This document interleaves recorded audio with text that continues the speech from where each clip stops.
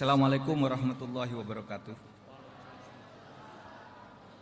Yang terhormat Bapak Rektor UIN Syarif Hidayatullah, Profesor Asep Saifuddin Jahar, PSD, Pak Hasyim Asyari, Ketua KPU, Profesor Riset Hermawan Sulistyo, Mas Kiki, kemudian Bapak Ubaidillah MPD, Ibu Efri Rizky Munarsih, Dr. Nenek Rahayu, belum datang ya, Bapak Muhammad Zamroni, kemudian Pak Dr. Gun-Gun Herianto selaku Dekan, dan hadirin sekalian, banyak sekali teman-teman saya di sini tidak bisa disebut satu persatu, ada Pak Faisal Bakti dan lain-lain yang sudah sering kita berhubungan dalam rangka tugas-tugas kita sebagai warga negara maupun sebagai aparatur sipil negara maupun sebagai warga masyarakat biasa. Saudara sekalian, hari ini kita mengadakan seminar tentang literasi media dan politik menjelang pemilu tahun 2024, yaitu ada subtemanya mitigasi konflik SARA dan penguatan partisipasi warga. Mudah-mudahan seminar ini bukan hanya menghasilkan dokumen-dokumen hasil seminar ini, tetapi juga bisa ditindaklanjuti di dalam menyongsong pemilu tahun 2024. Apalagi tadi sudah didukung oleh MOU ini antara UIN dengan KPU, dengan KPI Pusat, dengan FDIKOM, dengan Askopis dan sebagainya. Sehingga upaya membangun atau menguatkan literasi media dan politik ini bisa berjalan lancar. Sekalian, saya mulai dengan hal-hal yang sederhana yang sudah kita ketahui, bahwa kita mau belajar atau mendiskusikan literasi politik. Karena ini di Fakultas Dakwah di UIN pula, di mana sering di kalangan umat Islam itu ada yang mengatakan bahwa jangan berpolitik, politik itu haram, politik itu kotor, politik itu dosa. Itu sering dikatakan begitu. Ingin saya sampaikan bahwa politik bagi manusia siapapun di dunia ini merupakan keniscayaan, merupakan sunnatullah yang tidak bisa dihindari. Setiap orang pasti ada di dalam kehidupan politik. Sekurang-kurangnya kalau diartikan bahwa politik itu artinya, salah satu artinya adalah organisasi bernegara. Nah, politik itu artinya banyak, ada yang bisa diartikan taktis, ada yang bisa strategis, ada yang bisa diartikan akal-akalan, dan macam-macam. Tapi sekurang-kurangnya kalau diartikan sebagai organisasi bernegara, maka tidak ada seorang pun di dunia ini yang bisa hidup di luar negara. Politik secara ilmu itu sebenarnya mulia, karena orang bisa membuat organisasi bernegara itu baik atau tidak, itu tergantung politiknya. Saya pernah menulis disertasi bahwa politik itu menentukan karakter produk hukum.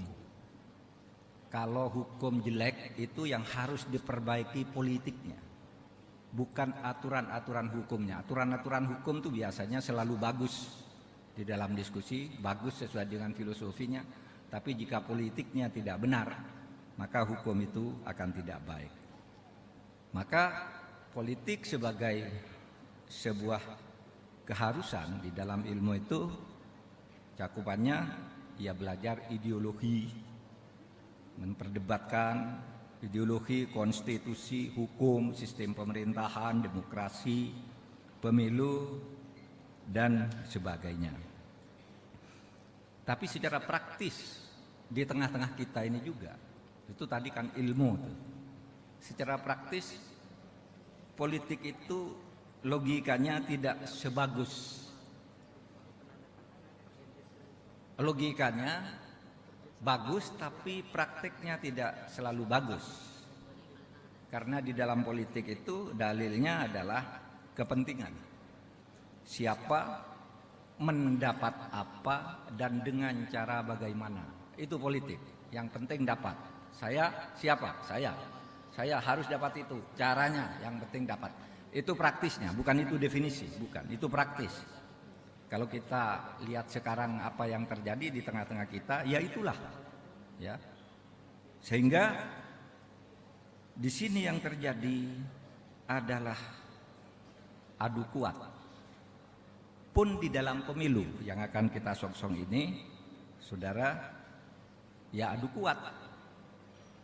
Tidak ada kawan atau lawan yang abadi. Ya ada kepentingan yang abadi. Bisa saja suatu saat ketua partai Nasdem berkawan dengan ketua partai lain, tetapi ketika suatu saat kepentingannya berbeda, bermusuhan. Dan jangan ikuti permusuhan itu secara sungguh-sungguh, karena bisa saja dalam waktu dekat bersatu lagi. Yang dibawa terlanjur ikut bermusuhan, itu yang jadi masalah nantinya kalau itu diikuti. Saudara, ini adalah tahun politik, tahun pemilu. Pemilu insya Allah itu akan terselenggara dan tidak akan ditunda pada tanggal 14 Februari tahun 2024. Tahapan pemilu sudah berjalan, tidak bisa ditarik mundur kecuali ada gempa bumi politik yang luar biasa. Karena tahapannya menurut saya sudah sampai pendaftaran calon legislatif, anggarannya juga sudah kita sediakan seminimal yang dibutuhkan, mudah-mudahan lebih dari minimal, tapi minimal yang dibutuhkan agar itu terselenggara dengan baik itu sudah kita siapkan agar pemilu itu tidak gagal. Nah, saudara, pemilu adalah salah satu perwujudan nyata dari demokrasi. Nah, salah satu pilar penting dari pemilu itu adalah pers, media ini, literasi media. Saya diminta bicara ini. Jadi pilar demokrasi itu legislatif, eksekutif, yudikatif, dan pers. Kemarin saya baru rapat dengan beberapa tokoh, saudara, di Indonesia ini legislatif, eksekutif, yudikatif itu dibiayai oleh negara. Presiden dan seluruh aparatnya digaji, DPR juga, yudikatif juga, tapi pers tidak. Sehingga sekarang banyak pers yang kewalahan menghadapi media-media liar. Tapi mari kita lihat ini. Saudara, di era otoriterisme dulu, pers itu dipasung. Dulu ada pemberedelan, tapi kemudian istilah beredel dilarang, tinggal apa namanya? Ya, di blackout, dihitamkan. Enggak boleh beredar, ditelepon. Ada berita ini jangan muat, dulu dipasung enggak boleh. Ya, sehingga pada waktu itu jurnalisme warga mulai muncul, masyarakat membuat berita-beritanya sendiri dari mulut ke mulut dalam bentuk humor, sindiran dan sebagainya. Itu pun juga berbahaya karena kadang-kala ada yang sampai hilang, sampai diculik atau ditahan dan sebagainya. Tapi saudara, sekarang di era reformasi ini pers bebas. Begitu ada reformasi, ketentuan undang-undang bahwa pers harus punya surat izin usaha penerbitan pers dicabut. Orang mau buat siapa saja silahkan, asal bertanggung jawab secara hukum. Karena pelanggaran terhadap pemberitaan itu sudah ada undang-undang hukum pidana. Tidak usah ada undang-undang pers. pada waktu itu. Cabut aturan itu oleh Pak Yunus Yosvia. Kemudian bersamaan dengan itu bermunculan media-media swasta, RCTI, Indosiar, SCTV, itu muncul di akhir Orde Baru dan menjadi sangat pesat perkembangannya sesudah era reformasi. Nah, kita gembira, masyarakat bebas, pers bebas gitu. Tapi kemudian kalau kita lihat sekarang ini, saudara, kalau kita lihat sekarang ini, pers itu sudah lemah secara ekonomis, tapi juga orientasinya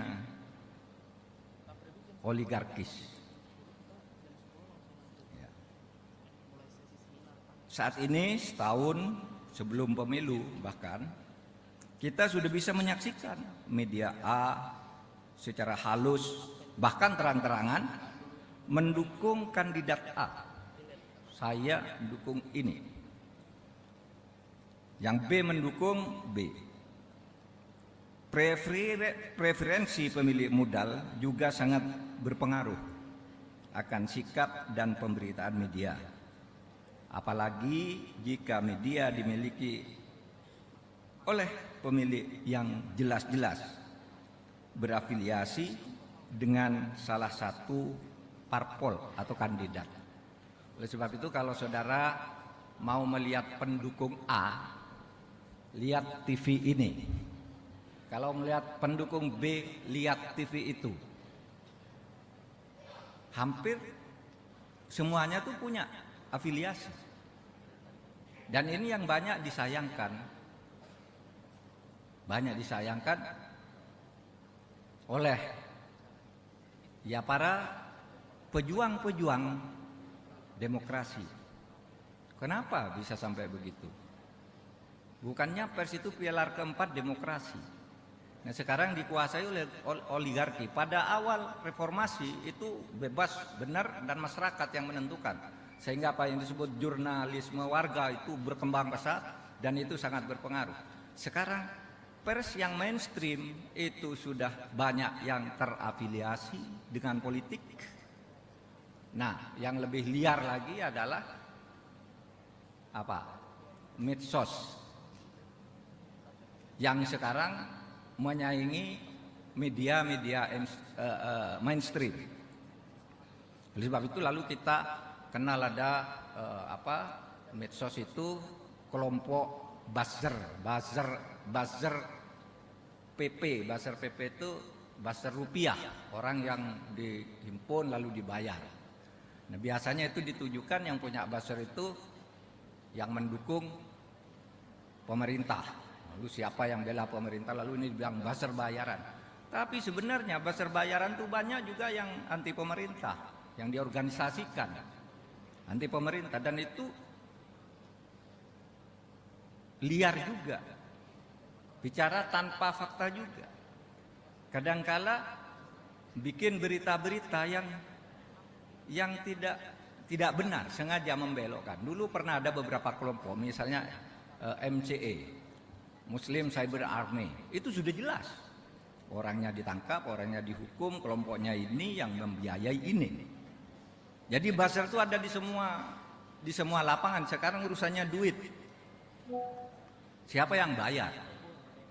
Sehingga tidak bisa kalau saudara mengatakan buzzer selalu buzzer itu kelompok pendukung pemerintah. Mungkin saja, saya tidak tahu. Dan saya sungguh tidak tahu apa ada tuh buzzer yang dibayar oleh pemerintah. Mungkin saja ada, tapi bukan yang bayar, mungkin ada. Tetapi yang saya tahu dua-duanya itu ada. Yang oposisi maupun yang pro pemerintah. Itu ada buzzer itu. Nah, saudara sekalian, lalu buzzer-buzzer ini, kalau saya tidak mengupdate data terbaru, tapi kira-kira begini. Kalau media mainstream itu yang kita miliki, media mainstream itu atau media yang ada penanggung jawabnya. Ya. penanggung jawab ini kalau ada kesalahan dia bisa minta maaf, dia bisa meralat dan sebagainya. Itu kita miliki 1000 di Indonesia ini. Mungkin sekarang udah tambah, tapi saya agak ragu tambahnya cukup banyak karena sekarang susah untuk menghidupi, malah yang banyak yang mati. Media mainstream tuh kita punya 1000. Misalnya TV-TV daerah, koran-koran daerah, koran pusat. TV pusat itu jumlahnya 1000 di Indonesia. Tapi akun-akun gelap yang menjadi tempat bermainnya buzzer itu sampai tahun kemarin, tahun 2022, itu jumlahnya 800.000. 1000 lawan 800.000. Dan ini bikin berita aja saya nanya. Misalnya baru kemarin saja tuh, saya memberi keterangan pers sebagai PLT Menkominfo kemarin, saya bilang begitu. Besok saya akan melantik pejabat-pejabat baru atas kepres yang sudah terbit dan diusulkan oleh Pak Jone Plate. Nah, lalu judul media yang terkenal di Indonesia, Mahfud membabat seluruh pejabat eselon 1. Di mana membabat? Itu SK-nya sudah ada dan itu yang usul Pak Plate juga. Kok lalu Pak Mahfud membabat? Saya datang justru melaksanakan yang sudah ada itu untuk saya lantik. Orang ini kok tidak dilantik, saya lantik sekarang. Tidak mengganti orang, tidak membabat. Dan itu kadang-kala enak aja tuh membuat berita begitu itu. Itu kan sebenarnya memprovokasi orang. Seakan-akan saya mau mengobrak-abrik. Gitu. Berapa waktu yang lalu saya ceramah di Cisarua, saya bilang begini, saudara, KUHP yang baru itu, kita undang-undang hukum pidana yang baru, itu tidak memuat larangan terhadap LGBT. Tidak memuat larangan terhadap LGBT. Kenapa tidak memuat? Menurut pembentuk undang-undang, LGBT itu kodrat menurut pembentuk undang-undang, sehingga tidak mau masukkan untuk pembentuk undang-undang itu DPR. Kodrat tidak boleh dihukum, tidak boleh dilarang karena itu pemberian Tuhan. Yang dilarang itu perilakunya yang ditunjukkan secara melanggar hukum. Lalu judul berita, Mahfud MD, LGBT tidak boleh dilarang karena itu kodrat pemberian Tuhan. Mana saya bilang begitu? Yang bilang begitu tuh DPR. Saya menjelaskan bahwa kenapa kok tidak masuk? Ya kata DPR begitu alasannya. Tapi sekarang yang berkembang Mahfud MD, LGBT kodrat ciptaan Tuhan tidak boleh dilarang. Enggak, bukan saya yang bilang. Sehingga banyak, Pak, saya tidak setuju dengan pendapat Bapak tentang itu. Saya bilang saya tidak perlu persetujuan kamu.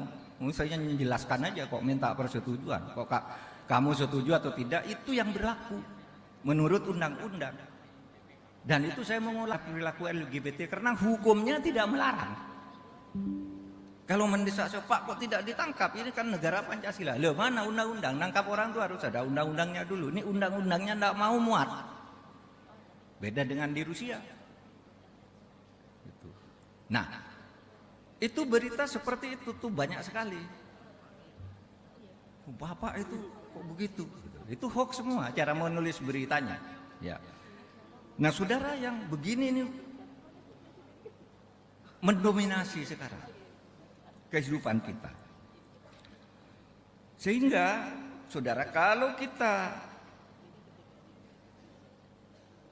perhatikan sekarang ini, kalau kita rasakan sekarang apa? Media mainstream itu sekarang lemah. Karena modal yang baca sudah tidak banyak juga. Yang hidup pun sudah banyak yang memihak, punya afiliasi politik. Sehingga kita penting mengadakan seminar tentang literasi media. Ya. Literasi media ini menjadi sangat penting bagi kita semua dalam rangka menyongsong pemilu ini. Karena literasi itu apa sih? Literasi itu yang membaca, menulis, membaca, menulis, menjelaskan, menerangkan, menghayati, gitu, dan memecahkan persoalan. Itu literasi namanya. Nah sekarang kan mana orang membaca yang lengkap gitu. Kadang-kala baca judulnya sudah memaki. Padahal judul-judul berita itu banyak clickbait sekarang ini. Gitu. Sehingga dia sebenarnya tidak membaca beritanya, membaca judulnya. Dan kadang-kala media-media sekarang banyak buat clickbait, antara isi dan judulnya tuh beda. Ini sudah tidak sehat dan itu mungkin akan mengganggu jalannya pemilu kita. Seperti pemilu yang lalu, ada berita dari mulut ke mulut, sudah datang dari RRC 7 kontainer kartu suara yang sudah dicoblos untuk partai tertentu. Berita itu beredar bulan Februari.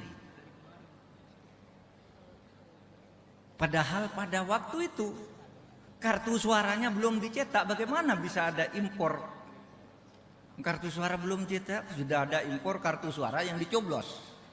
Tidak mungkin. Loh Pak, mungkin dicetak dulu, tidak bisa. Karena untuk dicetak itu diundi dulu,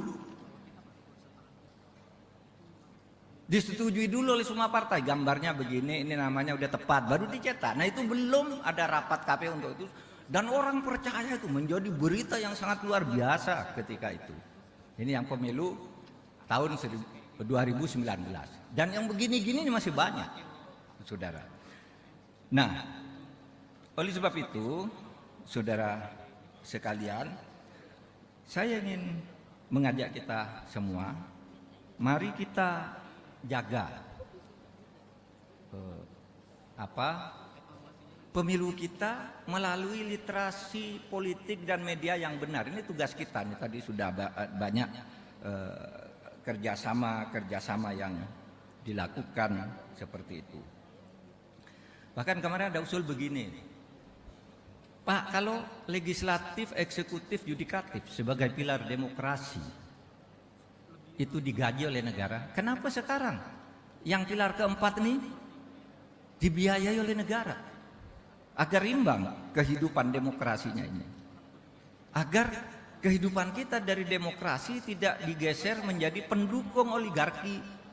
Karena orang cari bayaran aja, memuat berita asal dibaca. Apalagi sekarang saudara buat berita, lalu dibaca orang.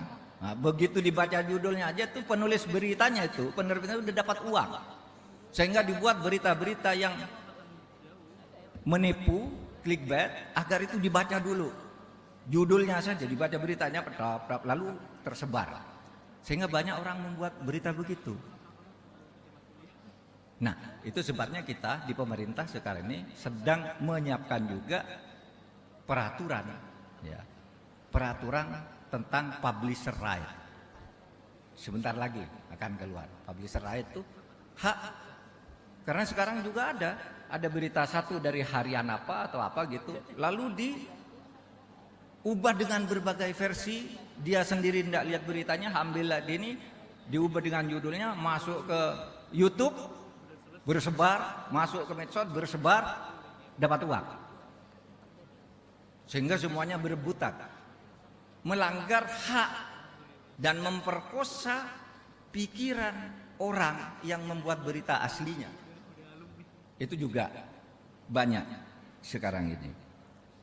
Nah, saudara sekalian, oleh sebab itu, maka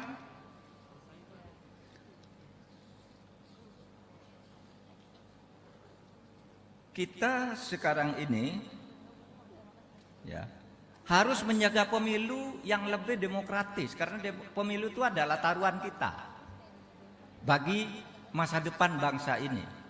Saya mengatakan gini, apakah pemilu kita itu akan bebas dari kecurangan? Tidak. Pemilu itu pasti diwarnai oleh kecurangan yang kemarin dan yang besok. Oleh sebab itu saya bilang ke Pak Hasim, ke Bawaslu ketika datang ke kantor saya, Pak, Anda siap-siap nanti akan digugat karena pemilu curang. Tetapi ada bedanya, saudara. Konstitusi dan hukum sekarang itu sudah beda dalam mengatur kecurangan. Kalau dulu zaman Orde Baru nggak bisa dibantah, curang itu yang curang pemerintah terhadap rakyat. Pokoknya yang menang harus Golkar. Pemilu besok yang Golkar dapat sekian sudah diatur sebelum, Golkar sekian, P3 sekian, PDI sekian, diatur sebelumnya. Itu bukan berita bohong, memang iya. Apakah besok akan ada kecurangan? Pasti ada. Karena sudah 5 kali pemilu kita. Tahun 99, 2004, 2009, 2014, 2019 curang terus. Tetapi beda, saudara. Yang curang sekarang itu adalah peserta pemilu sendiri, bukan pemerintah. Dan KPU itu bukan pemerintah. Berkali-kali saya katakan KPU itu bukan pemerintah. Kalau ada apa-apa KPU salah lalu disalahkan pemerintah. Bukan. KPU itu menurut Undang-Undang Dasar itu lembaga yang mandiri dan bersifat tetap.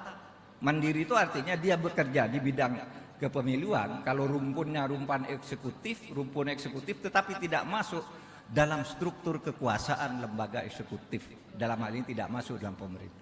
Jadi yang curang itu antara rakyat dengan rakyat. Itu yang terjadi dan itu akan terjadi. Percaya dengan saya, besok akan jadi. Makanya kita membentuk Mahkamah Konstitusi. Nah, Mahkamah Konstitusi juga harus terbuka dan independen, karena kalau keputusannya tidak terbuka dan tidak independen, itu bisa jadi masalah politik yang besar, saudara. Nah, jadi sekarang itu misalnya yang menggugat tuh partai A menggugat B, B menggugat C, C menggugat F, saling gugat begitu karena sama-sama merasa dicurangi. Siapa? Yang curang siapa? Yang curang pesertanya biasanya membayar orang di TPS, memalsu suara perjalanan dari TPS ke kelurahan, dari kelurahan ke kecamatan. Sudah diakali sedemikian rupa, masih saja terjadi kasus-kasus seperti itu. Nah, ini semua ya, kita harus paham nih, literasi politik kita harus diperluas, literasi medianya juga harus. Apalagi sekarang pemilu, selain ada Mahkamah Konstitusi, KPU-nya independen, ada pemantau yang difasilitasi oleh KPU. Kamu mantau di mana? Dikasih surat, sana pantau. Boleh dekat DPS. Zaman Orde Baru nggak boleh orang datang ke TPS. Diem-diem baru ngelapor. Apalagi dulu tidak ada.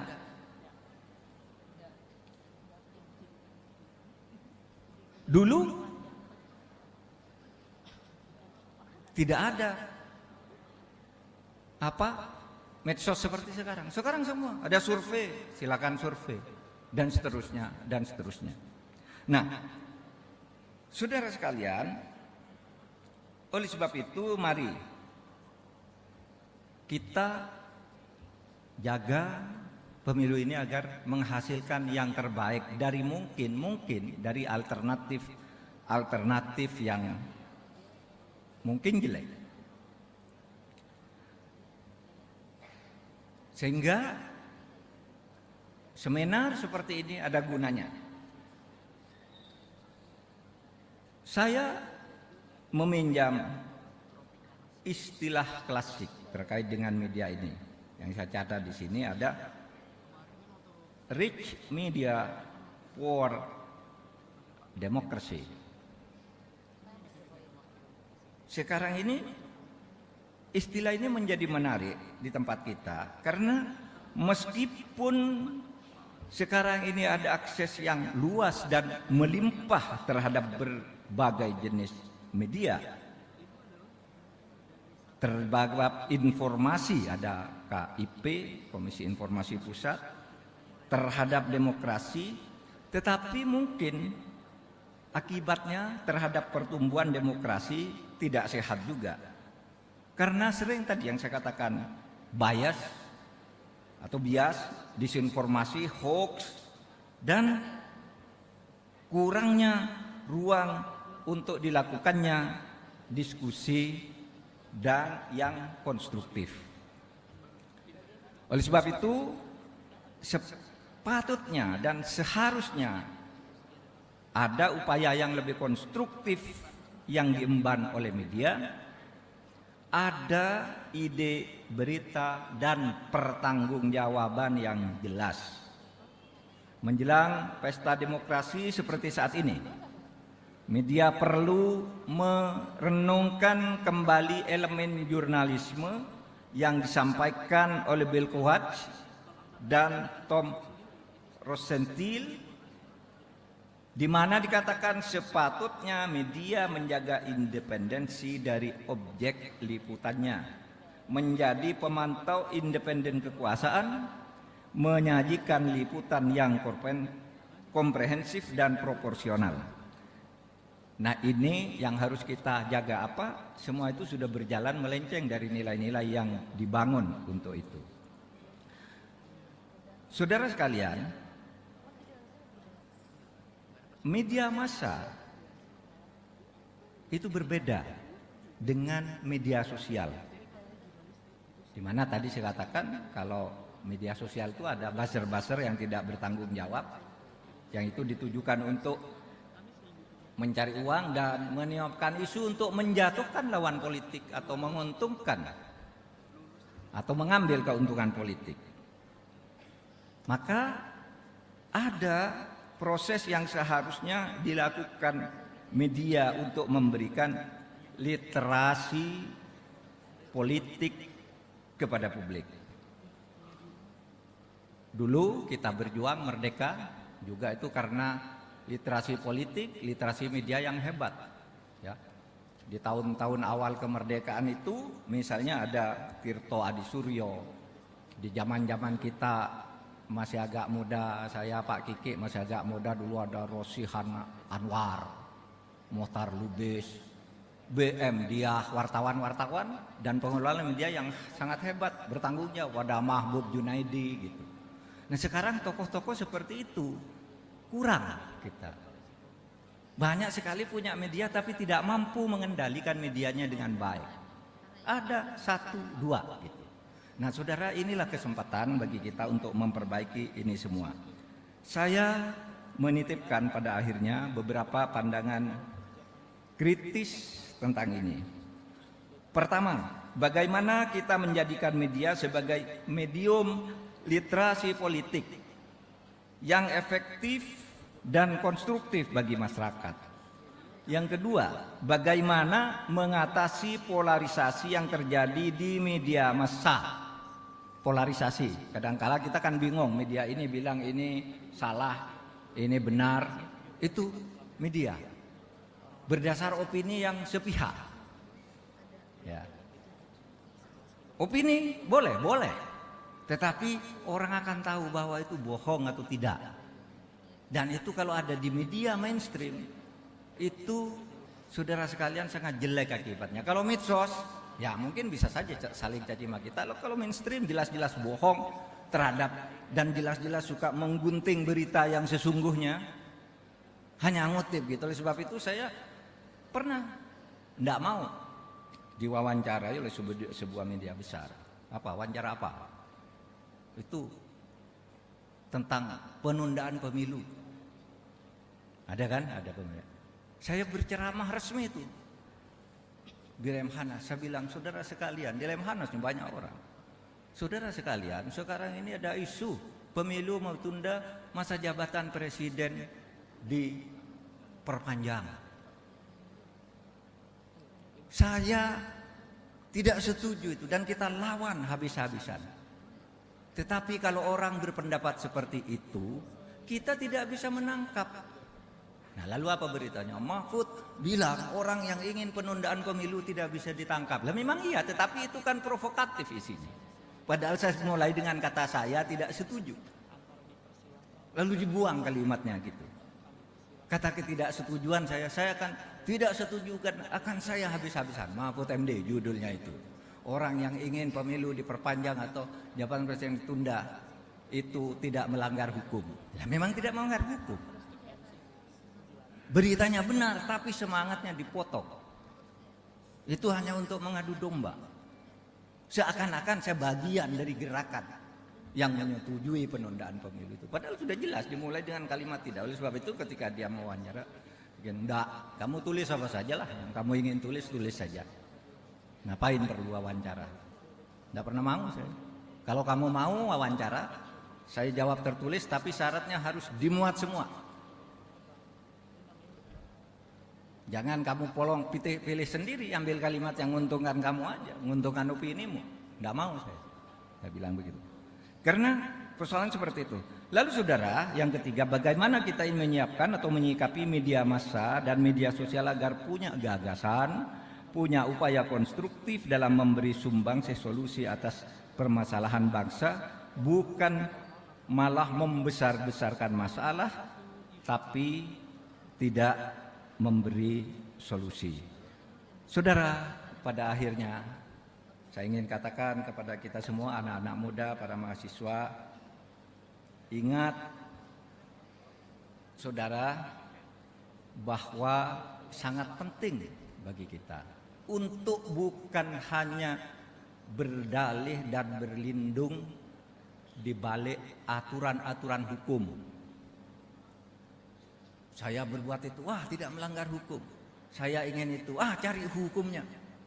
Tapi yang terpenting itu adalah moral, etika dan moral. Karena hukum itu sebenarnya sumbernya adalah etika dan moral yang kemudian dihukumkan. Banyak nilai-nilai etis yang belum bisa dirumuskan dalam pasal-pasal, tapi ini mengikat kalau kita ingin hidup tertib dan damai di antara sesama manusia. Dan biasanya kearifan lokal kita selalu mengingatkan, ingat kalau kamu berhasil dengan akal-akalan sekarang, pada saatnya kamu akan terhinakan oleh perbuatanmu sendiri. Itulah yang disebut karma. Itulah yang disebut neraka dunia. Sehingga ada orang, kemarin saya baru ketemu, Pak, itu di kantor itu banyak korupsi sekali. Sedangkan kami kerjanya mati-matian, gajinya kecil, nggak dapat apa-apa. Nggak boleh korupsi, diawasi itu di satu kantor. Lalu apa? Saya bilang, ya nggak apa-apa. Karena begini, Tuhan itu memberi pelajaran kepada kita. Kalau kamu berlaku baik, anakmu, keluargamu akan baik. Tapi kalau kamu berlaku tidak baik dengan korupsi, mungkin kamu dapat banyak uang tapi kamu tidak bahagia. Keluargamu hancur, istrimu lari, anakmu kena narkoba, anakmu mencuri. Tapi anakmu karena gajimu kecil dapat beasiswa LPDP, dapat beasiswa, dapat juga karena Tuhan itu adil. Gitu. Oleh sebab itu pelajaran moral, ajaran-ajaran agama kalau saya, supaya juga menuntun kehidupan kita di dalam berbangsa dan bernegara ini, terutama di dalam berpolitik dalam konteks seminar ini dan bermedia.